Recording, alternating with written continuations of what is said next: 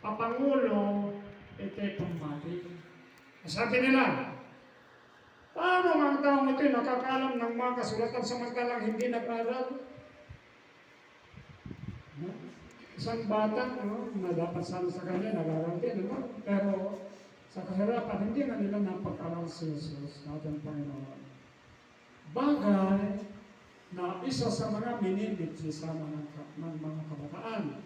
Kabalit, hindi yun ang naging hadlang upang siya ay maging kintawan, upang siya ay maging pinakamataas na saserdote ng sanglibutan. Ngayon, dumating ang punto na ang mga pare sa pamumuno ni Caiaphas, si Caiaphas siya ang high priest sa mga panahong yun, noong mga tuwan na pati. Sapagkat siya ayaw tumalima sa mga pangaral ni Jesus. Ayaw niyang sumunod kay Jesus, ngunit nakikita niya na napakaraming tao ang sumusunod sa kanya dahil ang mga tao tinatanggap nila ang biyaya ng ating Panginoong Hesus, pagalingan, pagkain, at lahat ng pangangailangan nila. Kaya sumusunod ang mga tao.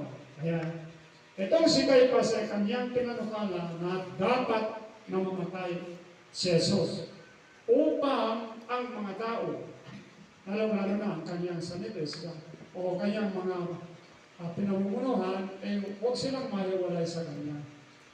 No?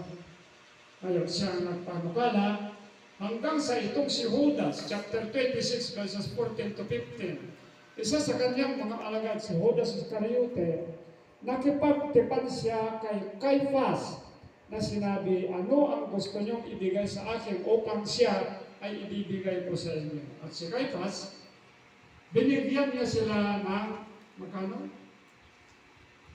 Magkano binigay niya Caiaphas kay Judas? 30 pieces of silver. No? Ganun karami yan. So, ngayon mula noon, itong si Judas, hanap na siyang paraan upang mahuli nila si Jesus Christ. At ngayon, pagkatapos ng Last Supper ni Jesus at kasama ang kanyang mga alagad, umalis na si Judas, pumunta na kay Caiaphas at si Jesus at ang 11 pumunta sa Gethsemane at nananalangin. At habang nananalangin siya doon, ang sabi niya, Ama ko, kung maaari ay ilayo mo sa akin ang kupang ito. Ngunit hindi mangyayari sa aking kalooban kundi sa kalooban mo. 3 times siyang nanalangin. Pagkatapos ng panalangin, nagsasalita pa lang si Jesus, nandyan na si Judas na kasama na niya ang napakaraming mga sundalong Romano. So ngayon,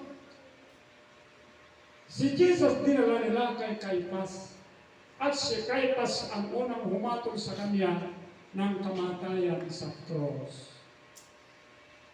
Pagkatapos noon, hinagupit nila, hinampas nila, binuntal, dinuraan siya, hinampas ng kawayan sa kanyang ulo, then gumawa sila ng tinik na korona at inilagay sa kanyang ulo at sinabi nila, sambahin ka, hari ng mga Hudyo.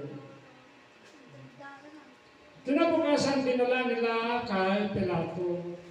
At si Pilato, nung inusik niya si Jesus, wala siyang nasumpungang pagkakasala na karapat-dapat siyang mamatay. Pero dahil sa ang kahilingan ng napakarami ay ipako sa cross, sa ibinigay niya sa kanila si Jesus, at ito na. Mula sa pretorio ni Caiaphas o ni Poncio Pilato, lumabas ang ating Panginoong Yesus na may koronang tinik at pasan-pasan man niya ang kanyang cross. At dito na. Sa mga panahong yon, wala pang TV, walang newspapers, walang radio. Kaya nga kapag may nangyayari na ganito, sinasabi nila sa mga bayan-bayan, no? Upang silang lahat ay magkakatipon at panuorin ang agawan niyo. At totoo nga na napakaraming tao na naghihintay sa crucifixion na gagawin nila sa ating Panginoong Yesus. Ngayon, nang lumabas ang ating Panginoong Yesus mula sa Pretorio ni Pilato, sumunod ang napakaraming tao. Ngayon, dito natin titignan. Samantala, nung siya ay naglilibot, nangangaral at tumutulong sa lahat ng mga taong may pangangailangan, gustong-gusto nila. Ngunit nung natanggap na nila yung biyaya ng kagalingan nila sa kanilang mga sakit, natikman nila ang mga pagkain spiritual na binigay ng ating Panginoong Yesus. No? Nawala na sa kanila ang pag-ibig sa Panginoon. Ang gusto lamang nila ay kung ano yung makukuha nila, ngunit ayaw nila kay Jesus. Dahil kung gaano karami ang kanyang natulungan, wala man lang isang nag-protest sa kanila. No? Samantalang ang ating Panginoong Jesus, nagmamarcha na papunta sa Golgotha upang doon nila ipako sa cross, wala man lang isa na sumalungat. Wala man lamang isa. Kundi, silang lahat ay masayang-masaya na pumunta doon sa dadaanan ng Panginoong Hesus, papunta sa Golgotha upang saksihan nila ang karumal-dumal at napakasakit na pagpatay sa ating Panginoong Hesus. Ang tanong, bakit nila hinatulan ng ganon